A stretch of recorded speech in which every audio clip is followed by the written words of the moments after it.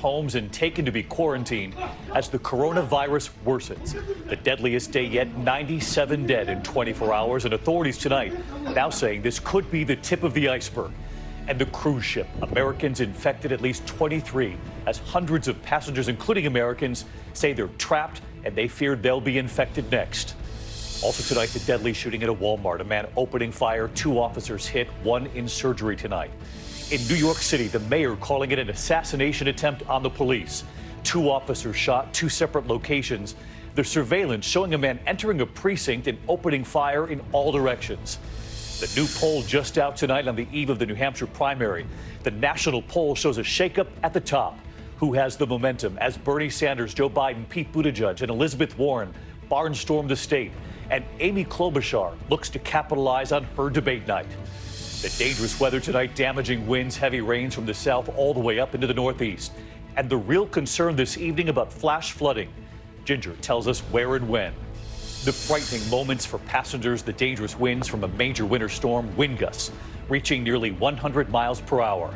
Hacking millions of Americans, the Justice Department tonight saying the Chinese military stole personal information of tens of millions of Americans. And the new and emotional message just in tonight from Kobe Bryant's wife, what she's now saying about the daughter she lost. This is ABC World News Tonight with David Muir. Good evening, and it's great to have you with us here to start a new week, and it's great to be back from the debate. And we begin tonight with that growing coronavirus emergency, the deadliest 24 hours so far. In fact, 97 new deaths reported in just one day. Troubling new images tonight from Chinese social media showing a couple being dragged away, reportedly for refusing to self-quarantine. And the number of sick on board that cruise ship off the coast of Japan doubling to 135, including 23 Americans. Thousands of passengers trapped on the ship fearing they'll be infected next. And tonight, the World Health Organization saying they fear the more than 40,000 reported cases may just be the tip of the iceberg. ABC's Maggie Rulli leads us off from Japan tonight. These chilling new images now emerging on Chinese social media showing the drastic steps taken to try to stop the spread of that virus. Quarantine teams seen dragging a couple from their apartment after they reportedly refused to self-quarantine. And tonight, this self-described citizen journalist who has defied the Chinese government to report on shortages of masks and protective clothing hasn't been heard from in days. The virus has now sickened over 40,000 and killed 910 people, including the first American, a 60-year-old in Wuhan. Over the weekend, in just 24 hours, nearly 100 people died, the deadliest day yet.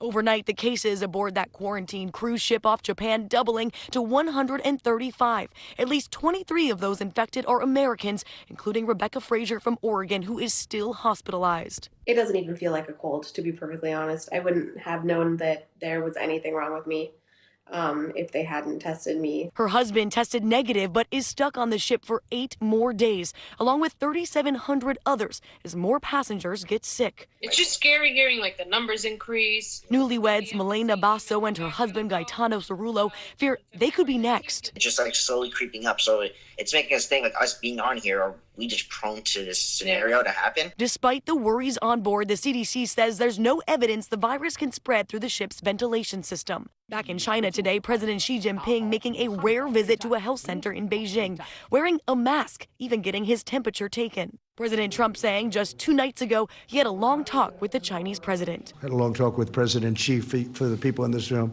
2 nights ago, and he feels very confident. During the month of April, the heat, generally speaking, kills this kind of virus, so that would be a good thing. But we're in great shape in our country.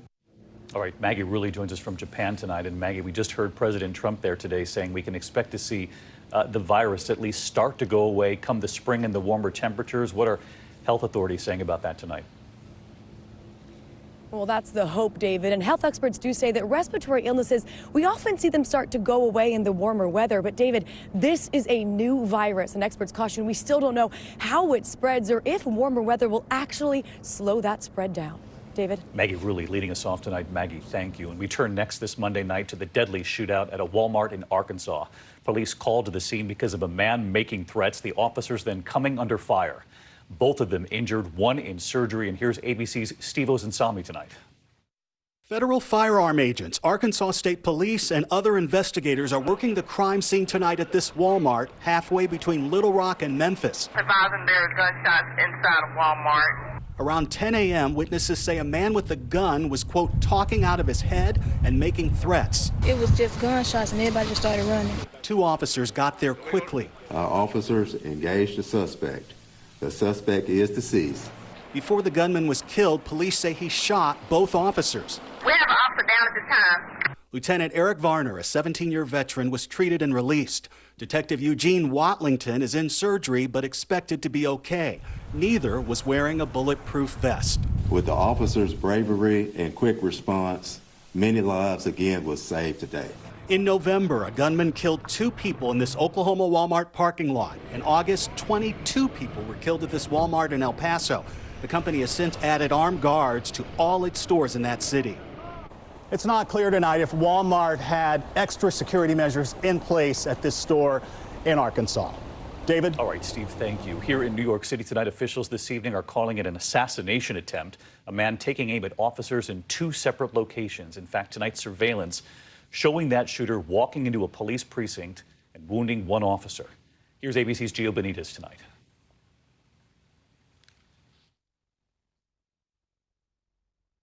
Police precinct on Sunday morning. Moments later, drawing his gun. An officer ducks for cover as gunfire rings out. The suspect runs into another room, emptying his entire clip, striking a lieutenant in the arm, then dropping to the ground, his gun flying across the floor. More than a dozen officers swarmed the suspect, one punching him repeatedly. I will point out that this coward immediately laid down, but only after he ran out of bullets. Saturday night, police say this surveillance video shows the same gunman approaching a police van, shooting 1 officer in the neck. This was an attempt to assassinate police officers. We need to use that word.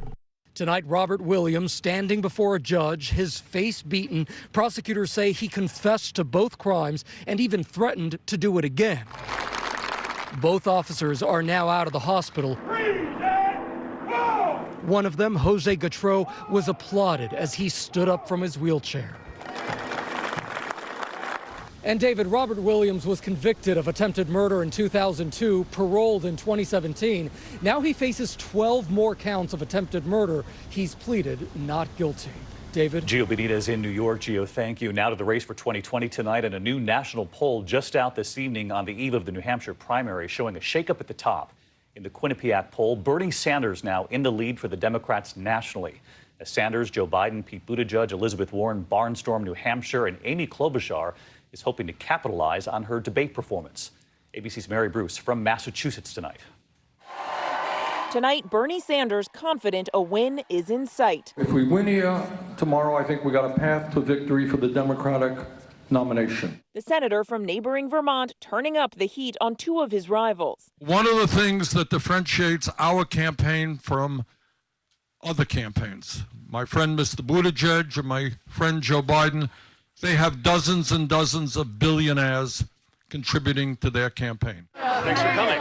Good. Appreciate you being here. Thank you. Sanders well aware that Pete Buttigieg is riding a wave of momentum out of Iowa. You mentioned Bernie Sanders and only Bernie Sanders. Do you see this as a 2-person race now, and does that help you? Well, I certainly think there's a very clear contrast between my approach and my friend Senator Sanders' approach. He's talking about either a revolution or a status quo, and there's nothing in between.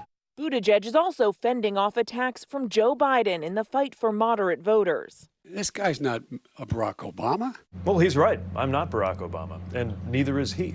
Neither is anyone running for president right now. And this isn't 2008, it's 2020. Is this Mickey Mouse on your hat now? Biden has already predicted a poor showing in New Hampshire, but he's still trying to fight for every vote. I'm Joe. Good to see you. I know you're Joe. Look me over, okay? And so is Elizabeth Warren, who needs a strong finish here to move forward. Today, Warren trying to change minds at the Sweet Maple Cafe. Still on the fence, so what are you going to say to change my mind? Wow! One campaign is seeing a new burst of energy. So as you've probably heard, we're on a bit of a surge. Full house, it's a good sign. After her strong debate performance, Amy Klobuchar is drawing her largest numbers yet. What is it going to take to translate and harness all of that enthusiasm into actual votes? That is asking them to help me in these last 24 hours. I am the only candidate that went from the Rotary Club of Nashua, where I was asked to speak, to this rally. But I think that is how you build this big coalition. Pulling out all the stops. All the stops. Mary Bruce with Amy Klobuchar there, and she's live at a Bernie Sanders rally now from Durham, New Hampshire tonight. And Mary, that new national poll I mentioned, Senator Sanders now on top, and that poll also showing another candidate on the move. Yeah, David, Bernie Sanders is now in the lead, and you can feel that here tonight. His supporters have been waiting outside in the cold for hours, the line stretching on for blocks to get inside this massive rally. But that poll also shows that Michael Bloomberg is now in third place nationally with 15%. And David, he isn't even campaigning here in New Hampshire. Instead, he is building a huge organization and spending millions of dollars in other states. And these numbers show it could be paying off. David. Mary Bruce, who was with us at the debate in New Hampshire, still there in New Hampshire for us tonight. Mary, thank you. We'll see you tomorrow night. President Trump, meanwhile, isn't leaving New Hampshire to the Democrats. He's holding his first post-impeachment trial rally in Manchester, New Hampshire tonight. Supporters have been lining up in the cold and the rain for hours to get in. So let's get to our chief White House correspondent, Jonathan Karl, tonight. He's there as well. And John, the president's coming off of 2 victories, his acquittal in the impeachment trial, and, of course, those new numbers on jobs and the economy. David, Trump supporters are as energized as they have ever been. People started waiting up to get in here, waiting in line yesterday, spending all night out in that cold rain and snow. We may be seeing the high watermark of the Trump presidency. You mentioned the impeachment trial is over, the Russia investigation is over, the economy is strong, and the Democrats seem to be in disarray. But if this is the high watermark for the Trump presidency, it's only so high. The Gallup poll, his approval rating is 49%, its highest ever, but that's still less than half the country. Trump will have a tough battle for re-election, no matter who the Democrats nominate. And trust me, his campaign knows it. David? John Karl live tonight with the excited crowd there behind you, John. John, thank you. And we will be right there with John and Mary and our entire team in New Hampshire tomorrow. We'll be flying back out in the morning, and we'll have live coverage of the primary tomorrow night, right here on World News Tonight and into the evening on ABC and on ABC News Live. Next tonight, 4 members of China's military indicted in the massive hacking of the credit reporting agency Equifax that exposed 145 million Americans' private information. The Justice Department claiming they were part of a special military unit involved in a deliberate and sweeping intrusion into the private data of Americans. Here's our Chief Justice correspondent, Pierre Thomas, tonight. Tonight, U.S. law enforcement, for the first time, accusing the Chinese military of being behind perhaps the biggest hack of Americans ever. The FBI claiming today that these 4 members of China's People's Liberation Army were responsible for the 2017 breach of Equifax, one of the nation's biggest credit reporting agencies. The scale of the theft was staggering. The theft included the names, dates of birth, and social security numbers of nearly half the U.S. population. Also stolen the driver's license numbers of at least 10 million Americans. The Attorney General saying the hack imposed substantial costs and burdens to the victims. They had to take measures to protect themselves from identity theft. And beyond the massive privacy breach, authorities say the computer hack is part of the broader plan by China to commit economic espionage. All right, so let's get to Pierre Thomas. He's live in Washington tonight. And Pierre, Attorney General Barr making another headline today saying that he will accept information about Ukraine from President Trump's personal attorney, Rudy Giuliani, which could include information on Joe Biden and his son Hunter. That's right, David. Barr and his department says that they will take a look at any allegations from Giuliani, but he warned that, quote, you can't take anything coming from the Ukraine at face value, suggesting that such information should be viewed with skepticism. David? Pierre Thomas with us live tonight. Pierre, thank you. We're going to turn now to the massive storm system stretching from Texas all the way up into the Northeast. Dangerous winds and heavy rains tonight. A treacherous drive in Pickens, Mississippi, blinding rate. That's Interstate 55, that rain there.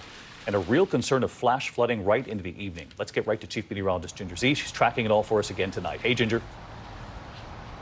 David, Jackson, Mississippi has had more than 15 inches of rain since the beginning of the year. That is 245% their normal. It's raining all the way up into the Northeast along that stationary front, and we have super saturation coming at us this week. So let's talk about the flash flood potential and the timing. We take it from tonight with that risk of severe storms yet tonight into tomorrow, where that storm really starts to develop there from Texas. You see the snowy end of it in New Mexico. 2 to 4 inches that could take down trees when they're saturated and then the wind comes.